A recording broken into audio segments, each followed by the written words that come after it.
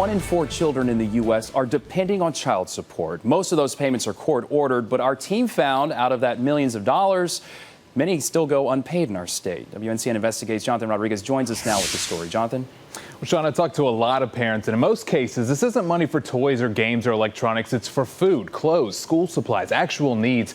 But a lot of parents never see that money. In some cases, when the state steps in to try and get it, they can't. Okay, be real still, okay? Say it's rush, rush, rush in the morning. All right, babe. Okay. Or get him. Is that one good? Oh, you're good. Okay, I think you're good. 3-year-old Aaliyah has a full-time job, keeping colors on the wall and taking care of her babies. Hi, Mommy. And like Aaliyah, her mom does it alone. My daughter's dad, he could walk through the door, she wouldn't even know who he was. You know, and that breaks my heart, but I can't do nothing about it. Thanks to the Durham Rescue Mission, Leanne has a place to call home, but raising a daughter on a single income hasn't been easy. When she was a baby, I used to call and beg him, please, can you just bring her a few diapers? A little, just something to help me. Nothing. His exact words were, take me to court. Aaliyah's father has a court order to pay child support, but Leanne says the money just stopped coming. I make it work, of course. I'm her mother. I'm going to make it work. But, you know, he's almost $8,000 behind right now. It's $90 a week that she says can make all the difference. Some days I would look at it and just be like, man, now what am I going to do? You know, she needs shoes, she needs this, she needs that. But for now, the checks have run out, and so have her options. I know where he lives, but I mean, I'm not going to go over there and, you know, I'm not going to do that. So I don't know. So we decided we would go for her. I wanted to talk to you about child support. We met Aaliyah's father, Kenneth James, in his driveway. Just wondering why you haven't had a chance to pay it. Just started back working. Just started back working? Yes. James says he was in between jobs. You know, if I ain't working, how can I pay? I'm behind in my mortgage, doing what I can. When I get paid, she get paid. Step up, be a dad, get a job, pay your child support. Not a good situation, but not an uncommon one either. WNCN Investigates started looking into how much child support goes unpaid in North Carolina. For the past 5 years, the state's only collected about 65% of the money owed. Last year alone, more than $280 million was never paid. Across the board, a lot of child support goes unpaid. Yes, it does. Why do you think that is? There are lots of reasons. Mary Flanoy runs the child support department for Durham County. A lot of it is because non-custodial parents, be they moms or dads, don't have jobs. I think I got everything. Leanne is making ends meet working as a cashier at a thrift shop. $3.90. Do you have one of our calendars? I don't know, it's my call and tell him what's going on. As for Kenneth, the county is now withholding part of his paycheck until all the money he owes is paid. That includes back payments. The most money that's collected in child support is collected by income withholding. It's no catching up.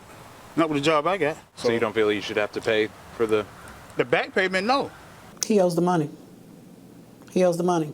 The money is owed in a child support order until the judge says it's not owed. The state has a few more tools to collect overdue child support. We intercept their tax refund, federal and state, driver's license suspension, passport denial, and we also report to the credit bureau. But the problem is still enforcement because of how easy it is to stay under the radar. Here's why. People call us all the time and say, I know he lives at that address, but if we can't get them served and we can't tell the court that we actually served this person or we served somebody at that house, we don't have a case. They go and ring the doorbell, and if he's not there, that's the end of that, unless we can find a new address or a new location. And it's often public assistance that helps fill the gap. Yes, I get food stamps a month. Yes, I do, and thank goodness for them. It still impacts the taxpayer. Food stamps, daycare, all of that. Adds up. It all adds up. Here, you do it. Leanne's story is just one in a caseload of thousands. Do you think there needs to be a better job of enforcing this? Yes, absolutely. We're always looking, and sometimes people think they've gotten away from us, and the child could be 35. All of a sudden, we get a hit on somebody got a job. But here's the reality. Some of this money we may never collect. And that's being honest. Flanoy says it's a problem that's often neglected, and with millions of dollars unpaid and thousands of children in need, it's time for a second look. What can we do to change that number? Well, there's some things that we can work on, and that is some training programs, some work programs and maybe have it court ordered so that people will take it seriously. They just need to do a better system than what they got, because it's not working.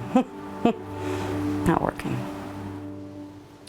Illinois says another big issue, simply caseload. In Durham, for example, her caseworkers are juggling about 650 cases each. So there's a lot of issues that need to be addressed. You guys have been having excellent conversations about it on our Facebook page. Please keep that up. And another bit of good news, I just got a text from Leanne this morning. She was in the story there. She said that after our conversation with Mr. James, he's now been paying every week. Sean. All right, great reporting, Jonathan. And as he said, this story has touched a chord with many of you. We've been getting a lot of feedback about this story since we posted it. You can weigh in on that discussion by going to our Facebook page. Just search WNCN.